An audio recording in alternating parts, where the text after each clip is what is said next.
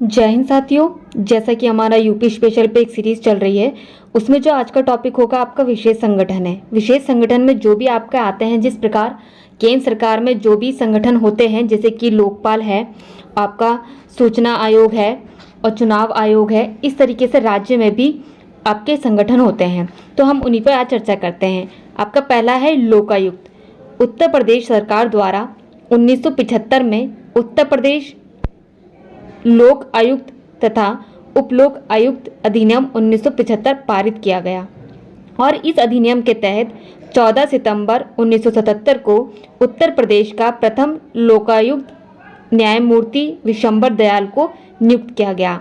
आपका जो भी वनडे एग्जाम्स हैं, यूपी से संबंधित जितने भी एग्जाम्स हैं, उसमें भी ये सीरीज काम आएगी।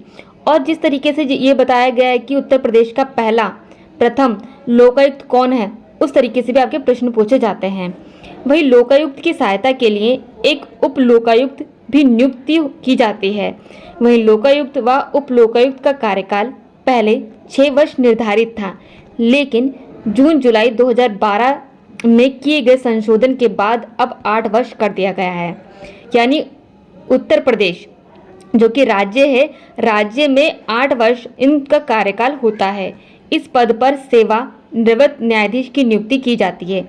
जो भी आपके रिटायर्ड जो भी आपके न्यायाधीश होते हैं, उनको इस पद पर आपकी नियुक्ति की जाती है।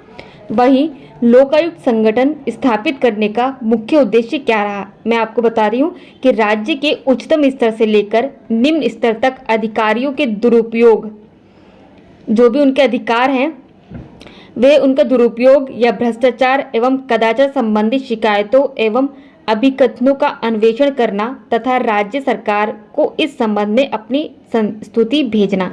यदि कहने का तात्पर्य ये कि लोकायुक्त का ये कार्य होता है कि वे कोई भी आपका अधिकारी है, वो अपने अधिकारों का दुरुपयोग करता हो या भ्रष्टाचार में तब्दील हो या कदाचार अपनी एक तरीके से दुर्व्यवहार करता हो, तो उन सभी का अन्वेषण कर, उनका अंकेक्षण कर, यानी उनकी जाँच कर, अपनी जो भी रिपोर्ट होती है वे केंद्र राज्य सरकार को प्रस्तुत करता है और उसी तरीके से वे रिपोर्ट आगे भी जाती है।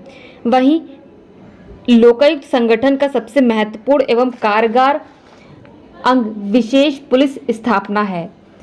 यह संगठन कार्यपालिका के प्रभाव से मुक्त तथा स्वतंत्र होता है। अब ये भी पूछ सकते हैं कि लोकायुक्त जो है किसके अधीन है। लोकायुक्त किसी के अधीन नहीं होता, ये संगठन कार्यपालिका के प्रभाव से बिल्कुल मुक्त रहता है, स्वतंत्र रहता है।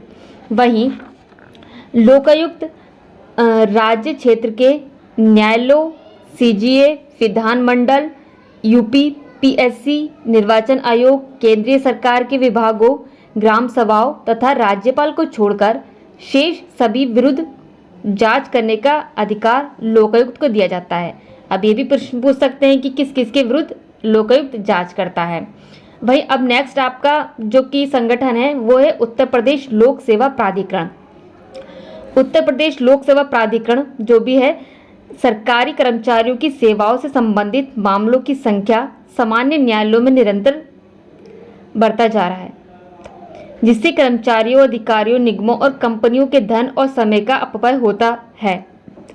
अतः इस कठिनाई को दूर करने के लिए 1976 में उत्तर प्रदेश लोक सेवा प्राधिकरण की स्थापना की गई है, जिससे कर्मचारियों को शीघ्र और सस्ता न्याय मिल सके। आपका उत्तर प्रदेश लोक सेवा प्राधिकरण की स्थापना की गई है। अब आपका अगला संगठन है राज्य मानवाधिकार आयोग। राज्य में मानवाधिकारों के संरक्षण हेतु मानवाधिकार संरक्षण अधिनियम 1993 की धारा 21 के तहत राज्य मानवाधिकार आयोग का गठन 7 अक्टूबर 2000 को किया गया। यह आपका प्रश्न बनता है कि राज्य मानवाधिकार यानी उत्तर प्रदेश राज्य मानवाधिकार आयोग की स्थापना कब की गई, गठन कब किया गया। ये 7 अक्टूबर 2000 को किया गया। भाई राज्य सूचना आयोग। राज्य सूचना आयोग ये सूचना अधिकार अधिनियम 2005 की धारा 15 के तहत राज्य सूचना आयोग का गठन किया गया। कब? 14 सितंबर 2005 को किया गया। आपका अधिनियम कब आया? 2005 में ही आया, लेकिन आपकी जो इसका गठन किया गया 14 सितंबर को किया गया। जबकि राज्य के प्रथम सूचना आयुक्त न्यायाधीश M.A. खान ने 22 मार्च 2006 को अपने पदासीन हुए। वहीं मुख्य सूचना आयुक्त तथा अन्य सूचना आयुक्तों का कार्यकाल 5 वर्ष या 65 वर्ष आयु जो भी पहले हो तक होता है। ये तो आपके रहे कुछ विशेष संगठन जिससे आपके प्रश्न बनते ही बनते हैं, जो भी आपके वनडे एग्जाम्स होते हैं यूपी से संबंधित उसमें बनते हैं। आप हमारे साथ इसी तरीके से बने रहिए सीरीज में। जय हिंद, जय भारत।